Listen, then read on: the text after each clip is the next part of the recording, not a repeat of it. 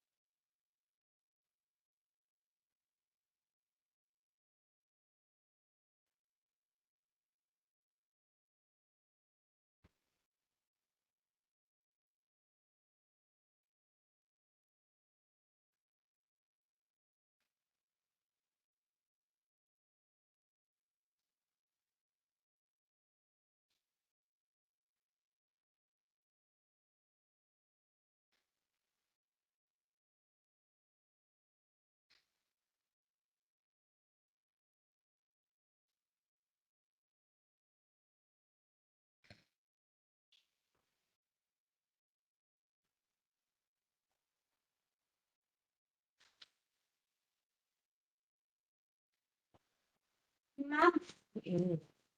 काला कलर का कोई नाइटी कितना मुझे plain Mm.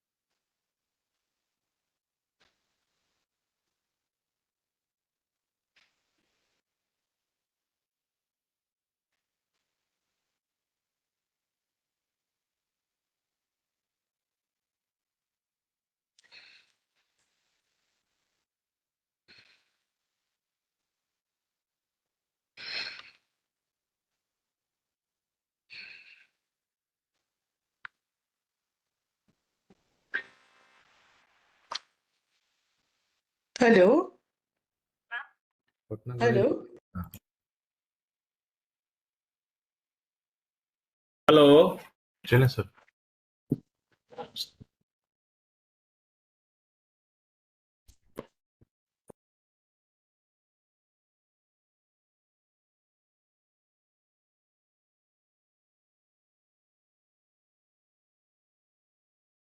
Hello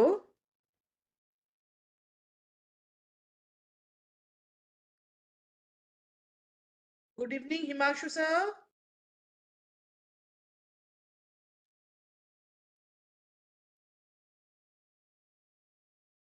Good evening, ma'am.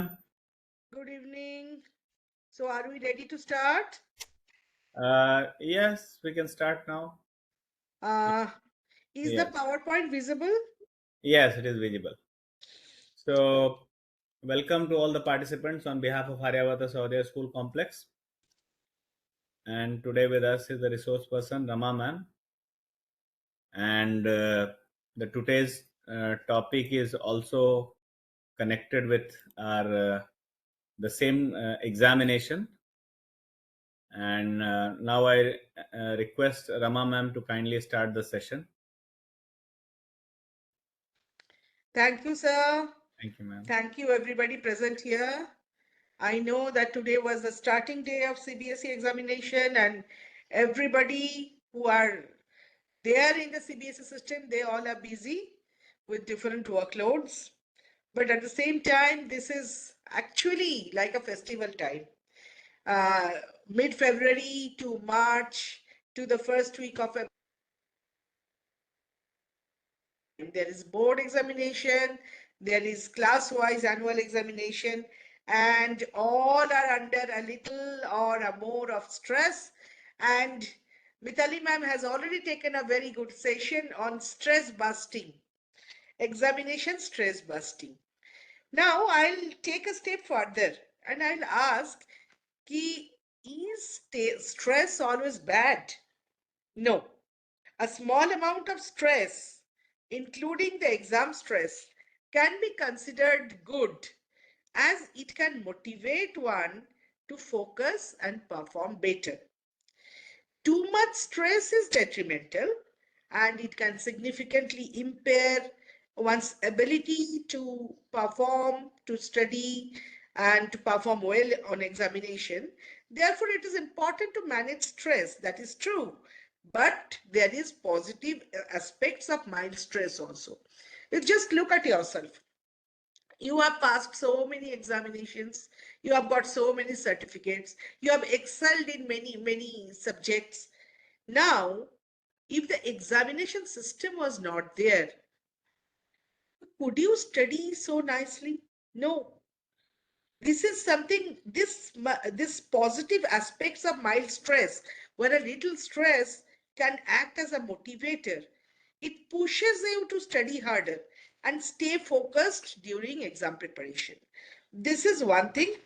And when we talk about managing exam stress, or when we talk about enjoying exams as festivals, there it all depends on how efficiently you study. Because if you are better prepared for the examination, examination is a festival for you. Even if you are not prepared properly, then examination becomes only a stress.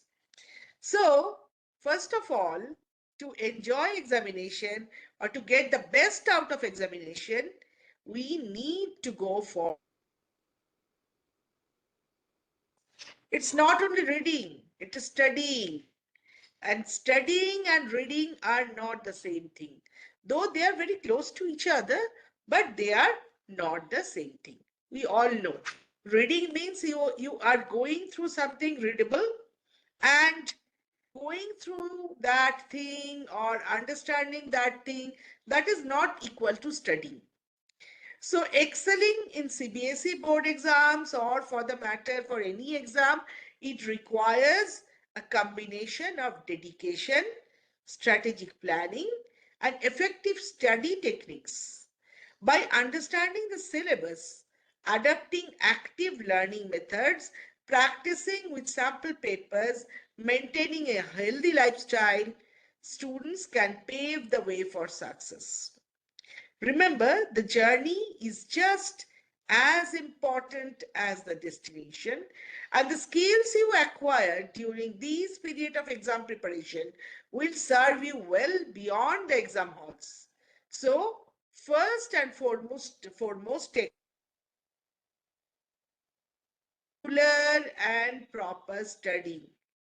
You may be a teacher now, but then you are advising your student. When you are advising your own children, you have to tell that from the very beginning, if you are regular in your studies and if the technique of study is proper, then you have nothing to be stressed when the exam comes. You will be better prepared and you will enjoy it.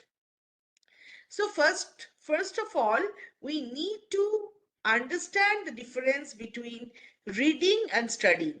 Again, I'll tell that these two terms are very, very close to each other, but reading is the act of understanding some written words. But when we talk about studying, that is the process of learning, memorizing it, retaining the information for a long time, reproducing it whenever the need comes.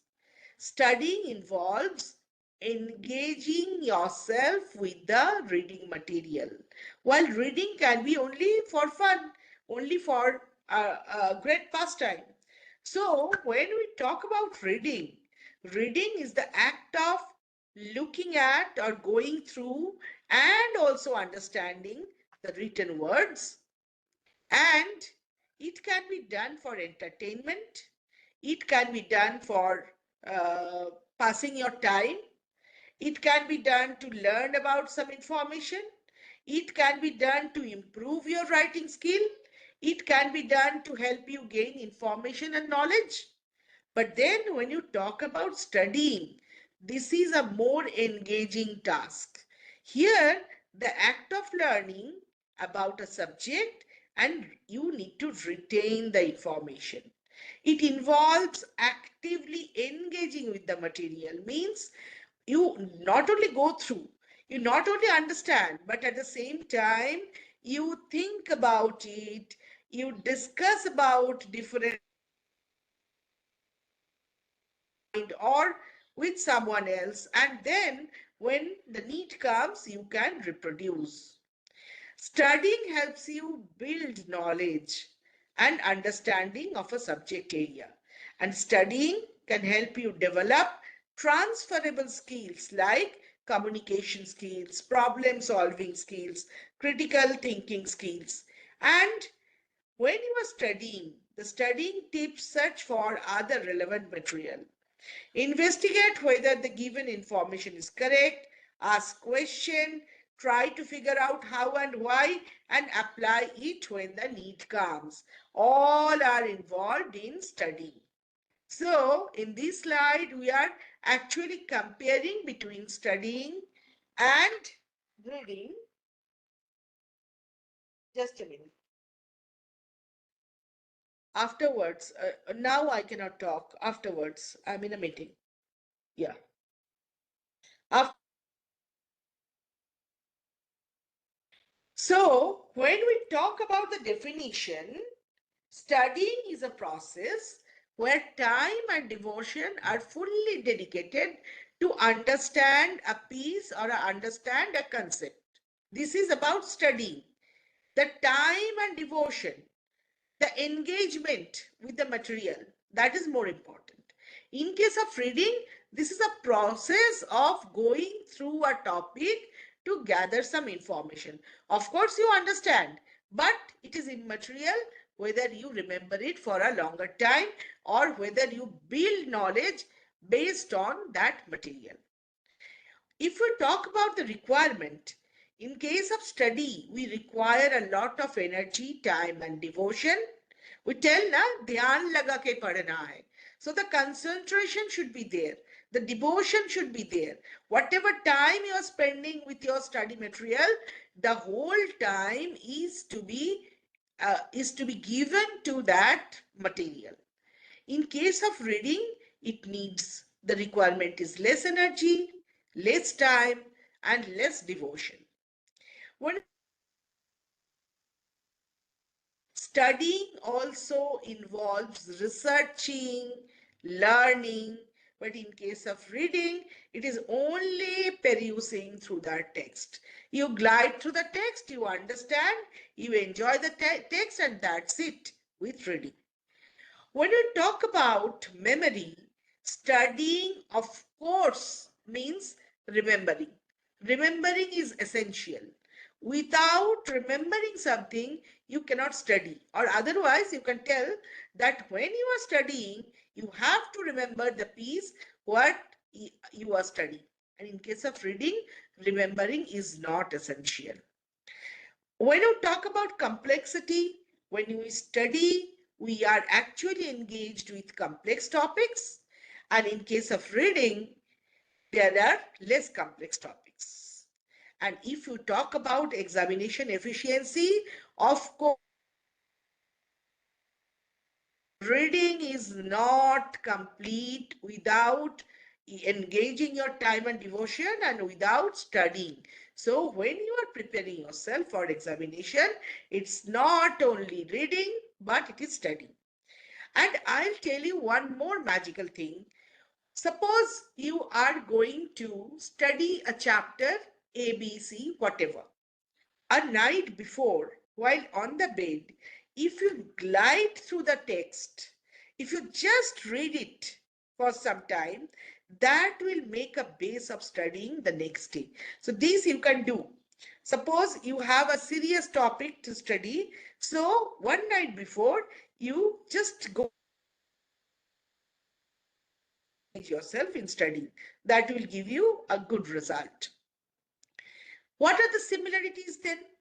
Both reading and studying involve going through a subject or topic, and studying and reading are both required before going through an examination or test.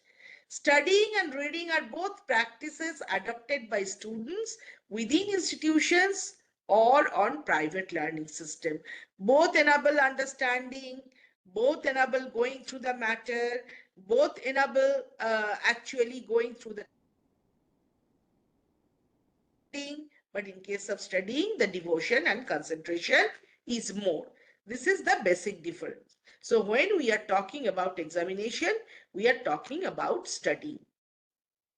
What are the importance of good study habits? From the very beginning, if the students do not imbibe the good study habits, if when they require, they go for study and studying is not something desirable for them, then when they grow up, they feel that studying is like a punishment. So from the very beginning, you have to make a good foundation. And the good foundation is to imbibe the good study habits. So good study habits are the foundation for success. Strong study habits, they are essential for academic achievement. They provide a structured approach to learning. They ensure that students retain information effectively,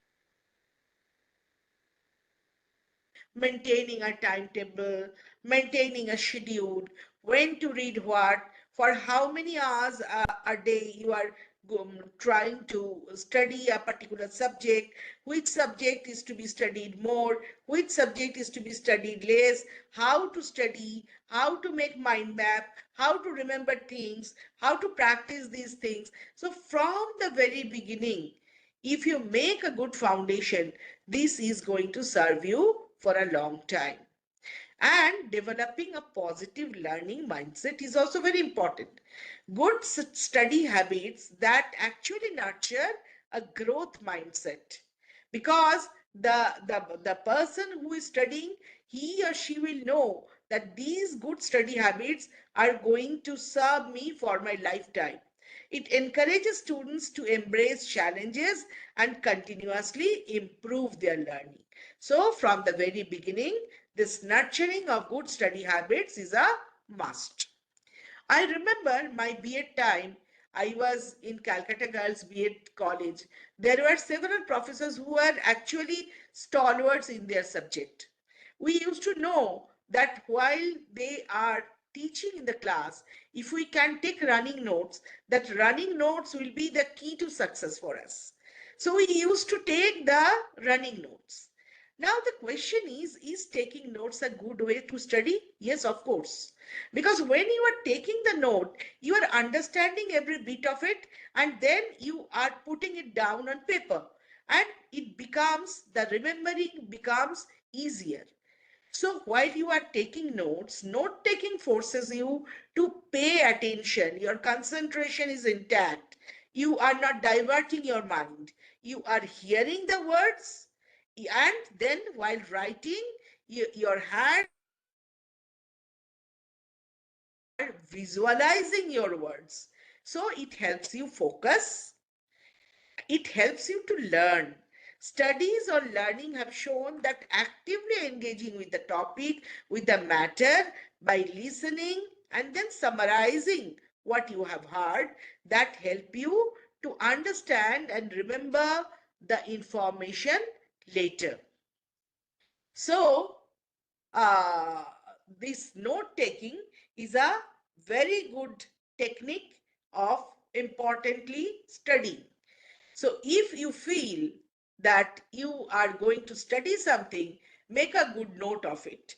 Listen to the lecture of your teacher or professor, or you can go through some online lectures also. And after hearing, you can summarize it. Whatever you have studied, you can write a note for yourself. Next is strategies for effective note taking. So whenever you are taking the note, what you do, you listen actively, focus on the key ideas, focus on the key concepts while listening attentively. You cannot miss a little while listening. You are very alert while listening. And then, after listening and understanding the words, you condense the information. You summarize the information into summaries. You use your own words and you ensure comprehension and retention. So, what is comprehension? Understanding. Retention is memorizing. So, while you are noting down the summary of what you have heard, that is, you're summarizing and paraphrasing, and that helps you in comprehension and retention. And then there is visual representation. Words, you can use some diagrams, you can make your mind maps or other visual aids to connect the information and enhance your memorization techniques. So all these are the strategies for effective note taking.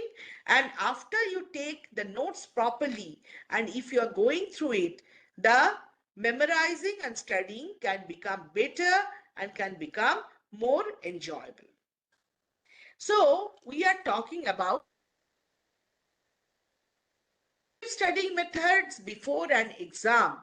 It of course includes practicing retrieval by self-quizzing.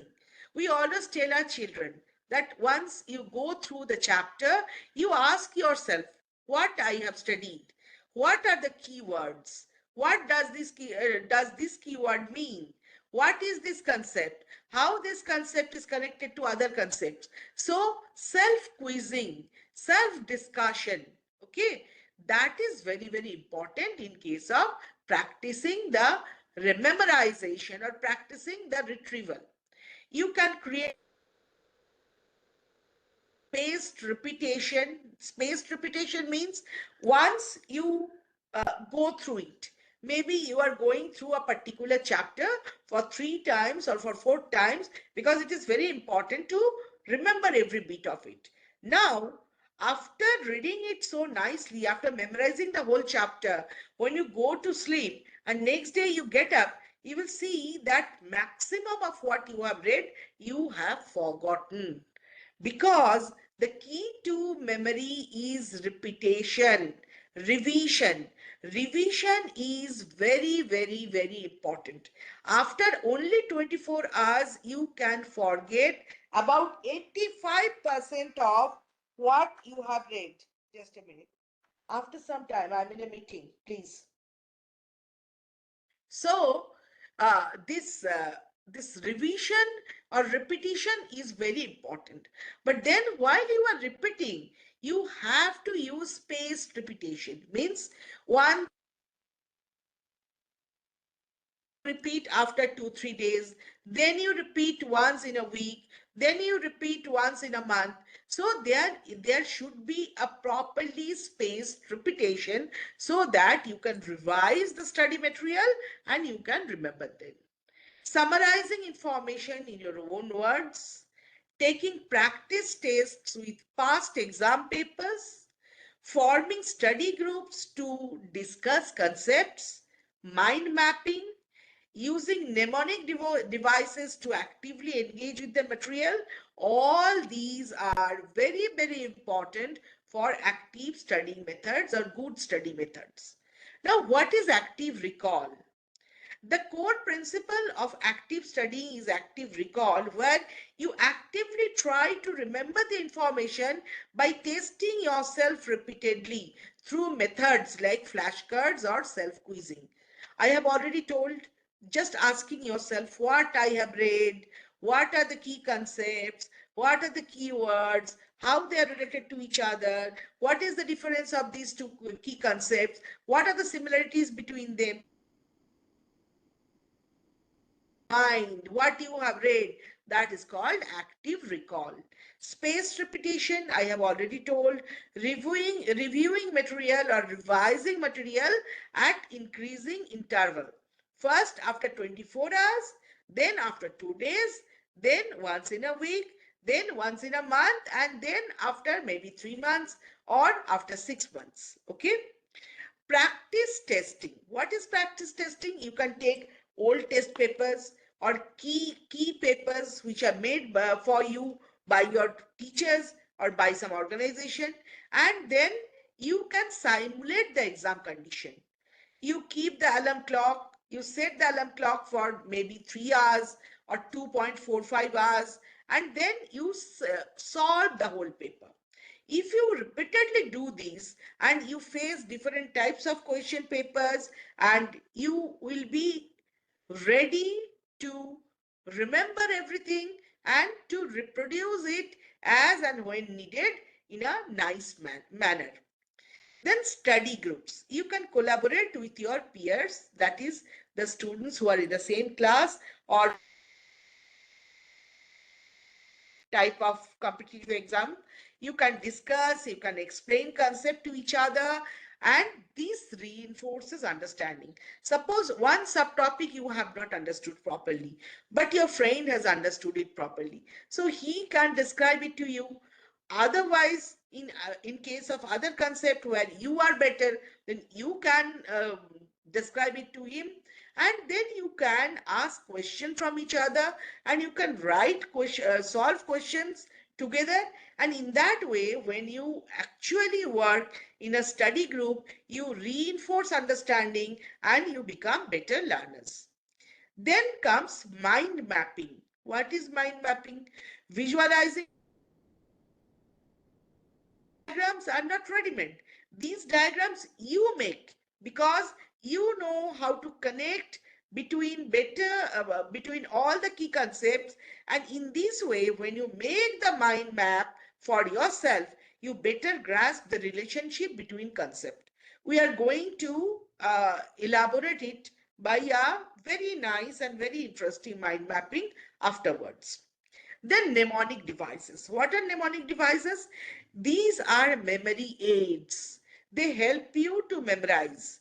Like all the information, whatever we have in our real life, they all are not very logical and rational. There are some of the information which you need to cram. So after cramming, there is a natural tendency to forget those things. These memory aids are something, sometimes in the form of a figure, sometimes in the form of some mind map, sometimes in the form of some poem, some rhyming sentences, in the form of a story, in the form of a diagram that help you to memorize that irrational piece of a topic very efficiently for a very long time. Those are mnemonic devices. Here also, I'm going to discuss two mnemonic devices today. Okay. Now, again, we are trying to elaborate it. What is active recall? I told active recall is nothing when you question yourself. What I have read, what are the typical tidbits of those that piece, and what I need to retrieve in my memory. How the key concepts are related to each other. So, what this slide is telling that it is the process of intentionally retrieving information from memory, while spaced repetition is the practice of these two techniques are complementary to each other, and while both are practiced together, they help to improve your memory and retention. I do not know, there is a uh, share computer audio, it is coming afterwards. Am I audible? Can someone unmute and tell me whether I'm audible? Because repeatedly this type of message is coming, that share computer audio. Okay, okay. So I have got a thumbs up from someone. So I think it's okay. So, how the active recall works? While we are actively recalling something, we are engaged in the material. We involve recalling the information from memory. We ask ourselves, often through prompting. Suppose you have noted down all the key topics or all the key words of the chapter. And then while you take one keyword and then ask yourself, what is meant by it, how it is related to other topics. What is the benefit? It strengthens neural connection inside our brain or in our body. All this remembering actually takes place by nerve connections or neural connections. Nerves not only are connected to each other to actually carry the information from one location to another, but at the same time, in the nerves only, these connections are made in such a way that the information becomes becomes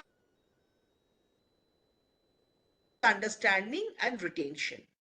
What are the examples? These are all cues, flashcards, practice question, explaining the material to someone else. This technique is actually magical. You can also try it in your classroom. After explaining a good chapter, you can tell 5 students that tomorrow you will be explaining the same topic to the entire class. See, when they are going to do it, they will be engaged with the material so nicely that they will learn better, they will retain better, and after they teach the same material to their peers, this retention will be much more. Cognitive abilities also will be enriched. This summarizing in your own words, writing down everything you know about a topic, making a note, taking a note, all these helps in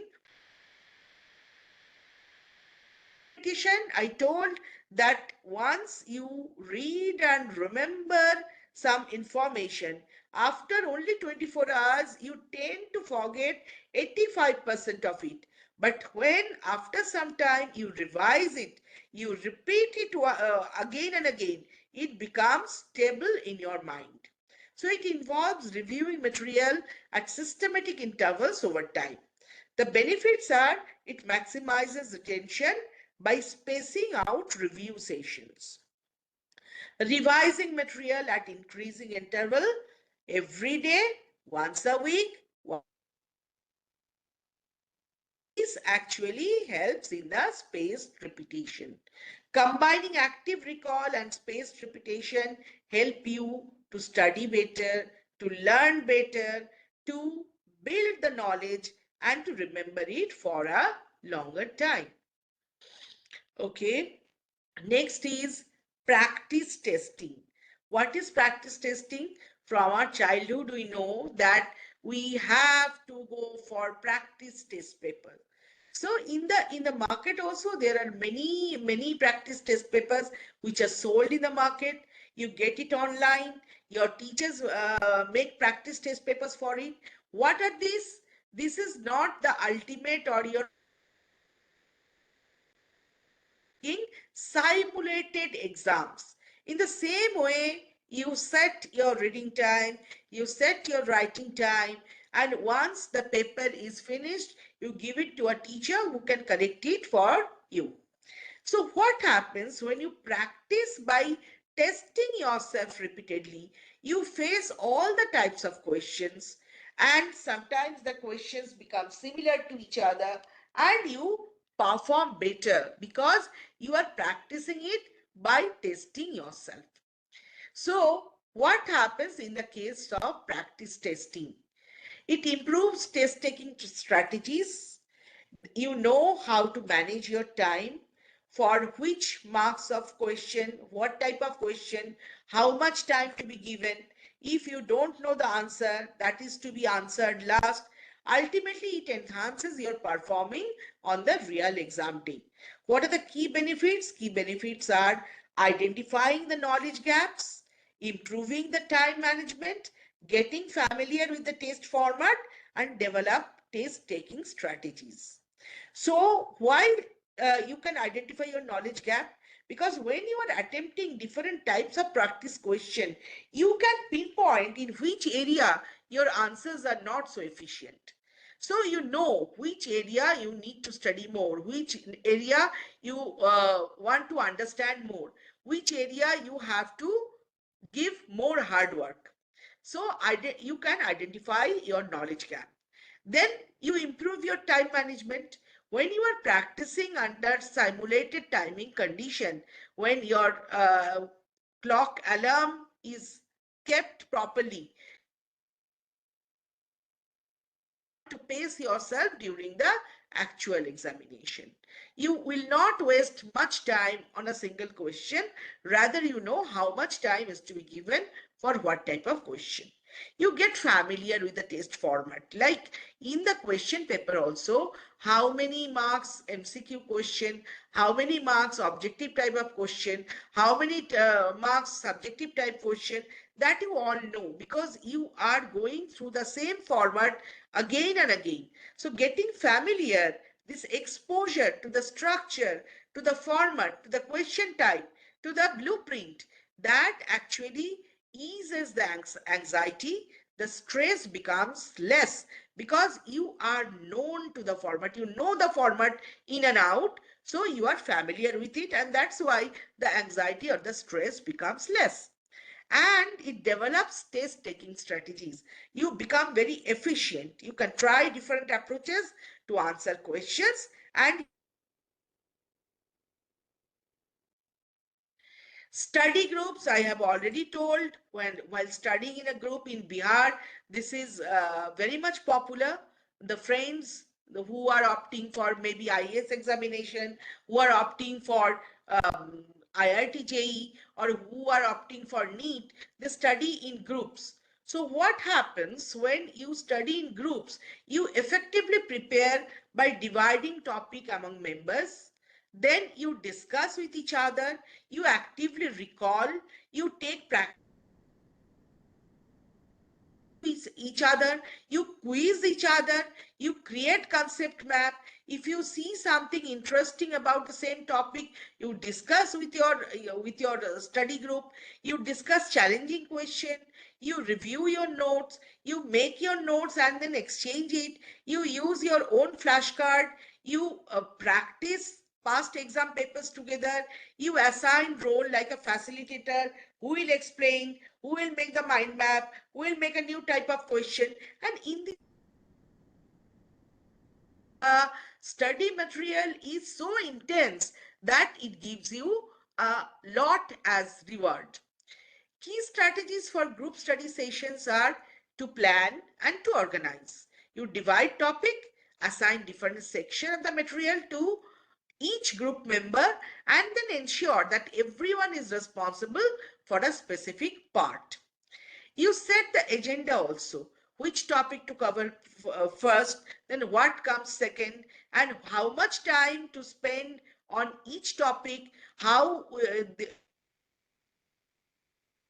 practice. So an agenda is set and you establish the ground rule. You agree on expectation like minimizing distraction. So nobody in the study group will be actually a facilitator of distraction. Rather, there should be someone who will take care of the distraction so that the distractions are minimized. Okay. So this is about study group. Then I told about mind map. This is again an excellent or magical aid for a visual representation of a concept or process. So in case of mind mapping, the learner is allowed to brainstorm without worrying about the structure or the final picture. तो mind map में क्या करते हैं हम लोग, जो की concept है उसको सेंटर में रखते हैं, उसके साथ अदर की कंसेप्ट को हम लोग जोड़ते हैं अलग अलग लाइन से, अलग अलग फिगर से. So it is a self-testing approach to determine how much can be remembered without looking at the note or without looking into the textbook or other material. It's an opportunity for the learner to make connections between different key topics, key facts, key words, key ideas, or key concept. So what happens, learner, suppose a learner is there, he is dealing with a particular topic. So what he does while making the mind map, he starts at the center of a blank page. So at the center, he writes a key concept and then other key concepts he remembers and he joins with the central key concept and actually draws other diagrams to connect them efficiently and nicely. So how to use the approach? Start with a blank paper or a blank space. Put aside any concern about how the mind map will look to others, because mind map is not something that you show to others. It's not an artwork. You are creating it for yourself, for your own learning, for your own practicing. That is why in the center, you write down a central concept or an idea or a fact with a circle around it. Then you ask yourself, what is the first things that comes in my mind when I see these key concept? Your mind will give the answer. Then you write it down and connect it with a proper logic to connect them. And then from the second topic, you get the other topics and you all connect them with proper lines or proper diagrams to make a logical connection between them. You continue to add ideas, concepts, pieces of information, and then what will happen in a page, you can actually draw all the key concepts and key connections between them. So it helps you to remember better, to explain better, to understand better. And when I will tell you through the next thing, which is actually a beautiful mind map, you will know how nicely it aids you in remembering or understanding something. You see this mind map.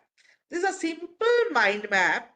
At the center, the whosoever has made it, he has written how to focus in the age of distraction. Suppose when we are talking about exam efficient study technique, the first and foremost thing is to avoid distraction. It is very difficult to avoid distraction, but there are different ways to avoid. You see how nicely this is the central concept, how to focus in the age of distraction. That is actually connect. Say no to Facebook, say no to mobile, say no to email. Then say yes to creating something, say yes to spending time with family and friends or reading a book. So take a digital technology detox. This is the first connection. So how you are detoxing? Doing some no and some yes. Then you manage your space. Manage your space means clear away all distraction. Keep your mobile aside. Keep your laptop aside. Rather, your study space should be full of books and papers and writing aids. So these distractions you are keeping aside, that is managing your space. Then is how to work. How to work when you focus on it. How to work in focused burst. Means you use a timer that in these 30 minutes I am going to finish off this job. That is called working in focused burst. Then get away from the computer. Use only a note with no internet that you opt for. So what is happening?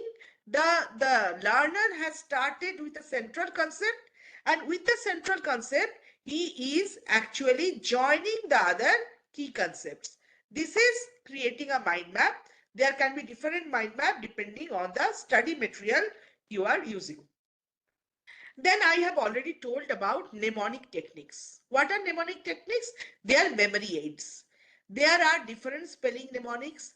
In our childhood also we have used some mnemonic techniques, but we don't know about the different types of mnemonic aids that can help superbly your children or your students to remember something better in a more efficient way and for a lifetime. So here, if you talk about the mnemonic techniques, there are different aids. You can make a rhyme, you can make a memory board, you can make some memory palace, there is acrostic, there is creating a rhyme or a song, you can make a story, you can make an image, you can make space repetition. So there are different types of mnemonic aids. And if you go through the different techniques like hook and chain, like linking method, like story making method, the rhyming method, the visualizing method, these techniques are actually unique. Okay, just for explaining, today I am going to show you two techniques. uh, you will tell that this is normal, but then these normal techniques will be immensely helpful. Suppose in the medieval India, there were different dynasties. It's very, very difficult to remember all these dynasties one after another, or in the correct order. So what they have made a very, very funny sentence. That is, हसीना मुकू गुपुत है वो पूरा गुलाम खता से लो Delhi मुगलम. And now, how they are using this funny sentence to to actually memorize the H for Haryanka dynasty, C for Shishunaga dynasty, Na for Nanda dynasty, Mo for Maurya dynasty, Ku for Kushana dynasty, Guput for Gupta dynasty, Hai for Harshavardhan, Pu for Pushyabhuti dynasty, Ra for Rashtrakuta dynasty, Gulam for slave dynasty or Gulam dynasty, Kha for Khalji, Ta for Tughlaq, Se for Said, Lo for Lodi. Delhi is end of Delhi Sultanate and Mughal is Mughal dynasty and Ma is Maratha dynasty. So many dynasties in proper order you can actually memorize by memorizing this very, very funny sentence.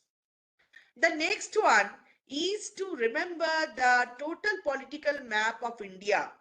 All the states and their positions can be actually learned in 30 minutes. This I have done in my school. It's possible.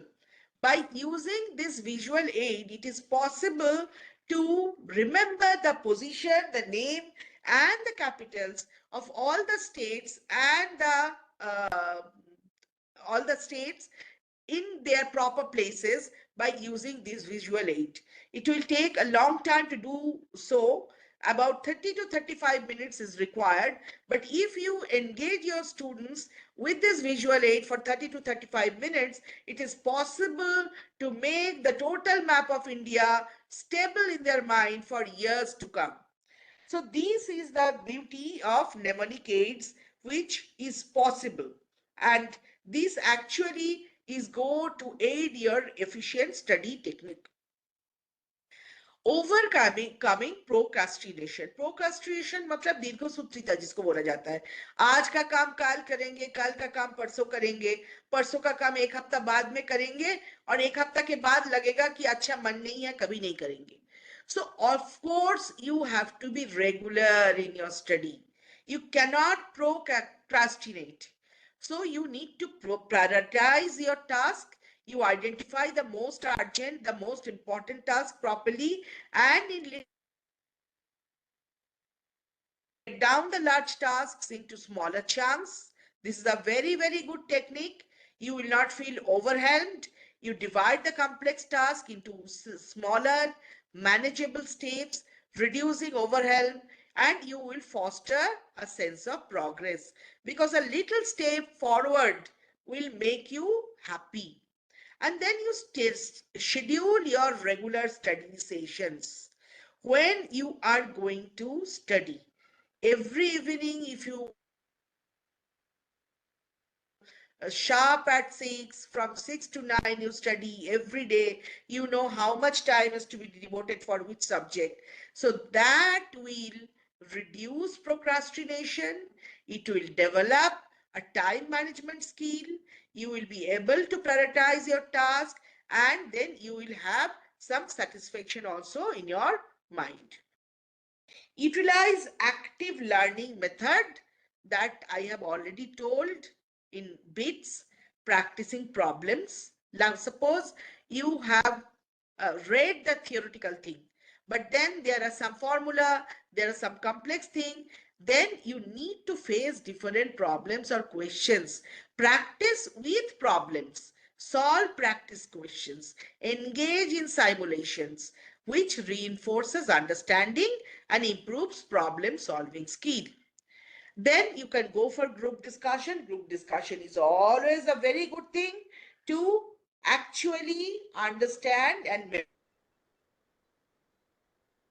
because teaching is the best way to understand something.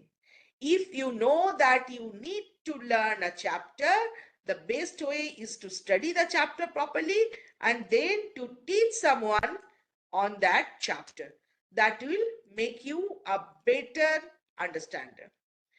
Okay, this we have already done. Time management during examination. This is very, very important because without time management, it is not possible that you will do something good. Okay. The only thing which cannot be changed by man is time. One cannot get back time lost or gone. Nothing can be substituted for time. So the time management is actually self manage others are the same skills that are required to manage themselves. The purpose of time management is to manage you in so efficient way so that your study time becomes better and you can manage your waste time in an efficient way. Whether position, whatever may be the position that a man hold, one cannot stop time. Time cannot be slowed down. Time cannot be speeded up also. So one cannot get back the time lost. That you need to understand. By time management, we actually mean to say that people need to manage themselves according to time. Time management is people need to manage others are the same skills that are required to manage themselves, namely the ability to plan, the ability to organize, the ability to direct, and the ability to control. So in case of time management, you need to create a study schedule. कब पढ़ना है, कितना पढ़ना है, कौन सा आगे पढ़ना है, कौन सा बाद में पढ़ना है, किसको ज्यादा पढ़ना है, किसको कम पढ़ना है और किसको बाद में पढ़ना है. प्रायोरिटाइज टास्क पहले लिखना है कि पहले पढ़ना है, पहले नोट लेना है कि पहले क्वेश्चन करना है. सो priority, according to the priority you have to take up task. Distraction है आपके सामने, सबसे बड़ा डिस्ट्रैक्शन है मोबाइल फोन, उसके बाद आता है टीवी, ईमेल, आपका मोबाइल में टिंग टिंग टिंग टिंग मैसेज आ रहा है and you are distracted. So all these distractions are to be put aside. Take regular breaks.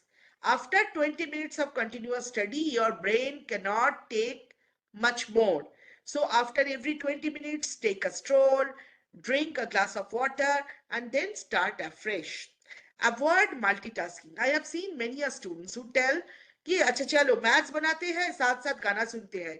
Possible नहीं है, because we are made in such a way that multitasking is not possible. If your total going for multitasking and you are giving 75% in one, in another you will have only 25% left. You cannot give your 100% while you are multitasking. You need to create a timetable, you have to make a routine, you have to set realistic goal and take care of yourself by good nutrition, good time of rest and other like refreshment time.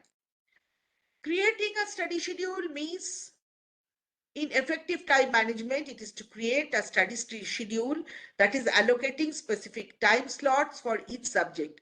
For maths, 2.5 hours, for English, 1 hour, for Hindi, 45 minutes, whatever you feel like. You know what are the subjects which is the toughest for you. For the toughest subject, you have to devote more time. Develop a study schedule for all tests which ensures that adequate time is given for learning each lesson and subject. Create a distraction-free environment, I have already told. Find a quiet place, block out the noise, turn off the notification, close unnecessary tabs, create a to-do list, schedule study time, take regular breaks, and reward yourself if you excel in some study. Practice active learning also. Timetable, we have already discussed. Timetable, what is it? It helps students to manage their time. It also reduces stress. It improves their academic performance. And it does not happen if there is a proper timetable framed from the very beginning. It doesn't happen that a subject is neglected and another subject is given overemphasis. It helps the students to develop skills like planning, discipline, time management, prioritizing, and benefit is improved focus, reduced stress, better time management, improved academic performance, better organization, better discipline, and better planning. Taking regular breaks is also very, very important because you cannot go on and on and on without a break. So regular break is essential for effective time management. Short breaks after every 20 minutes or after every half an hour, it can refresh your mind and it can prevent burnout. You don't feel that I am exhausted, I cannot study any further. So after a little while, you have to take a small break. Reviewing and revising. After reading a chapter for some time, or revising. So only going through and going ahead doesn't help. You have to have time for revision. Stay healthy and get adequate sleep. So if you are burnt out, if you are exhausted, if your physical and mental health is uh, not positive, then it will play a detrimental role in time management, in retention, and in your efficient studies also. So you have to eat well, you have to take a lot of fluid, you have to take a lot of water, you need to exercise a little regularly, and you need to get enough sleeps. A healthy body and a mind will help you stay focused, energized, and make the most of your study hours. So remember that not sleeping in the night is not going to give you something positive. What is the teacher's role? After going through all these exam efficient study techniques, the teachers need to understand these study techniques nicely in the way they are to be implemented. And from the very beginning of a session, the teachers need to tell the students how to make the study techniques efficient enough. Key ways in which the teachers can help in reducing exam stress and making the students efficiently manage their time and reduce any other stress on them, that is to teach effective study strategies. You need to make your students understand what is time management, what is note taking, what is active recall, how you can practice question, how can you make your study group, how quizzing, self quizzing is going to help you out. And then you provide them the regular feedback. Suppose a student is using test paper. As a teacher, you can correct the test paper once they solve it, and then you can give them feedback that these are the points where you need to understand more. These are the points which you have mastered. You create a supportive classroom. When the children are discussing their difficulties or their positive points, their negative points, try to foster a positive and open environment. Don't scold them. Rather, you tell that whatever time is left, you actually plan and prioritize, and using the efficient study techniques you study so that you get maximum out of it. You address student anxieties, let them offer the practice exam, promote healthy coping mechanism, and always make them feel that you are there behind them to support whatever comes in their way. You encourage the students to maintain a balanced lifestyle with regular exercise, adequate sleep, adequate hydration, healthy eating habits. You set realistic expectation.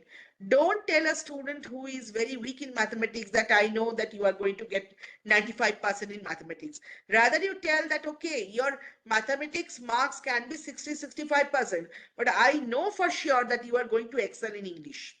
So set realistic expectation. Individualized support is very much required. Positive reinforcement is required. You celebrate the students' achievements and focus on progress rather than solely on grades. Whatever marks you have got in your life, that you don't remember. But whatever skills you have, that takes you ahead. And what are the role of parents in supporting the student learning? You create a supportive environment. Don't scold them. And if they are talking about their stress, try to share it. Open the communication channel with teachers, with schools, with the parents should be always open. The students should be free to discuss about their anxieties, about their stresses, about their hardships, about their negative points, the positive points. You will encourage and motivate and support them in every possible way so that the students can get energy and they feel that no, and share our anxieties and stresses. Okay, so these are the techniques. You need to understand the format, you need to review the key concept, practice past exam, get enough sleep, stay calm and focused. So at the last of it, conclusion is you need to combine the effective study habits and support for academic success. And from the very beginning of your next session, try to imbibe these effective study habits in your children so that they study properly, they remember properly, and will be successful in their academic world. So, a warm message to all our dear students through our dear educators, through co-educators. Remember to stay focused, eliminate distraction, prioritize your well-being through proper nutrition, rest, and relaxation. With dedication and these time management tips, you'll be well prepared to excel in your competitive examination and achieve your academic or professional goal. Let us celebrate examination.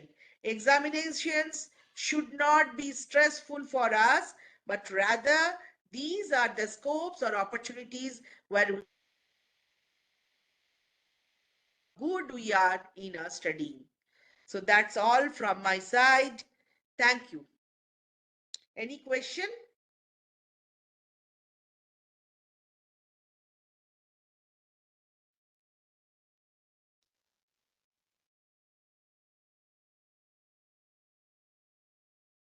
Any question from anyone?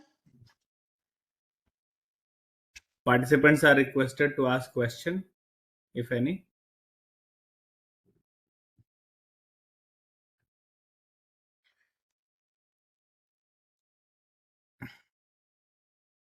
Okay.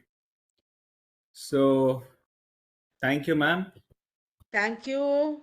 Thank you to all the participants as well on behalf of Aryavarta Sahodaya School Complex, on behalf of our founder, our president, and deputy training coordinator, vice president, all the secretaries.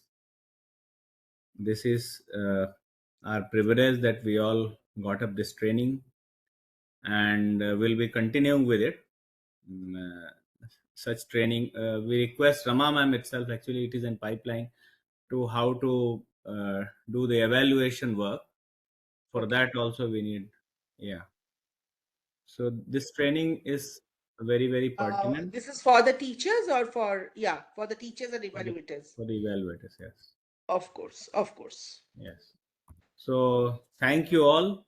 Thank you all. We have already shared the feedback Questions. link, and requesting you to kindly fill prior to 6:15. Thank you. Okay. Now we can leave. Thank you. Thank you.